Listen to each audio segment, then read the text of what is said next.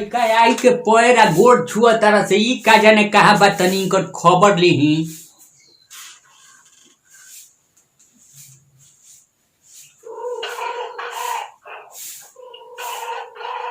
Hello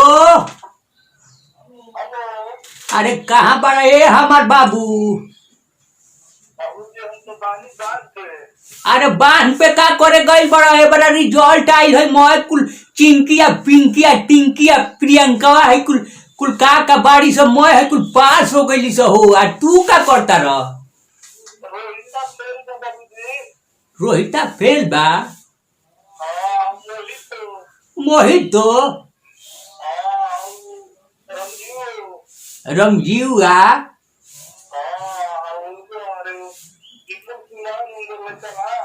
आई हो बाप आई जौन कुल पीएनए स्टडी ग्रुप में पढ़त रहा ई कुल का भइल हो पास बड़ा छ आ ते का बड़े रे सारे चीकुआ ई चीकू मैंगो कहाँ ले आ गई रे।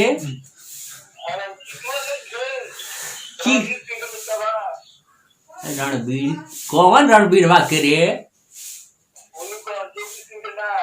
आई हो बाप तो ऊ का पास बाकी फेल हो फेल बा आ ते का बड़े रे जाए सार हाथा ना हम मेहनत ले पढ़ाई हो खेती बाढ़ी मोय बेच बाच के तारा के हम हो कुल पढ़ाई पढ़ाई आ तू मोय माटी में मिला देला तू आवा घरे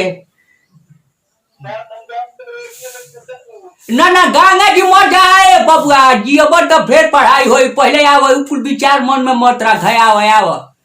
आव हम फिर अपन किडनी बेच के तारा के पढ़ाई में लेकिन मन में विचार गंदा मत रख आव तू घरे जल्दी आव हमारे आँखी के सोझा। अरे हमार बाबू बाप रे बाप हाय रे करम देखो तारा लड़का पढ़ाला के चक्कर में कुल का कर तारा सा आ फेल हो जाए तो बेचारा बताओ कहीं ऊंच नीच कर ली तो फिर हम कहा ले ऐसा सोना ऐसा लड़का लिया आई चलो देखो चाहता जरूर टोला महला के तनी खबर नहीं कोई का कर तारा सा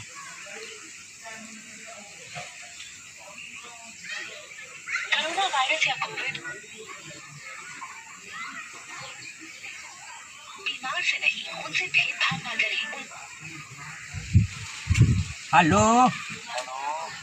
काय भाई का हाल बा रिजल्ट में पास बड़ा कि फेल हो। अरे भाई देखा मैं मूड अभी खराब है बात करे के मन नहीं करो सब समय के लेके पास हो रहा सब और माथा एकदम खराब है बनो। अरे चिंता जन करो मर्दे ठीक बात है चिंता नहीं करो लेकिन अभी तक हमारा दिमाग ठीक है भाई जानते हो सब निकल गया तो पता है कि हमारा ना दिमाग खराब बनो एकदम केहू से हमारा कुछ देवे के मन नहीं करो खाना कोई जाए को मन करता ना कोई निकले को मन करता ना ना मन करता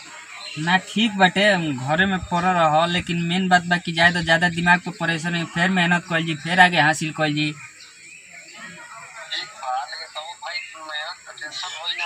हाँ हाँ हाँ हाँ केहू के टेंशन हो कि साल भर मेहनत कैला अगला ना पास होइला पे तो तनी घर परिवार गरमैबे के मेहनत पहले रहनी है बताओ हम सोचले नहीं कब हमर साल अच्छा होई बताओ हमर समय के हमर से कहता मैं निकली रहा हम साला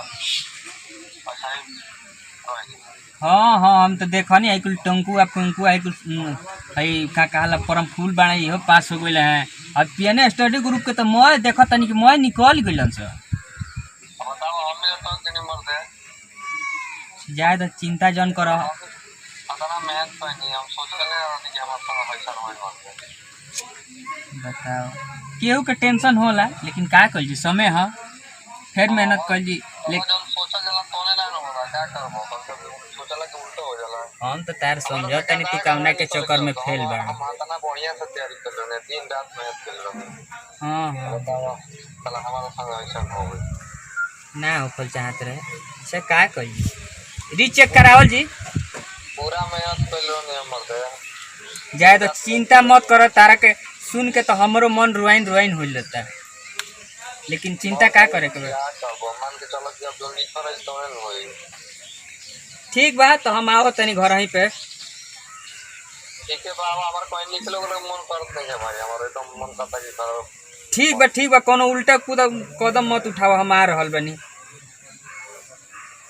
बताओ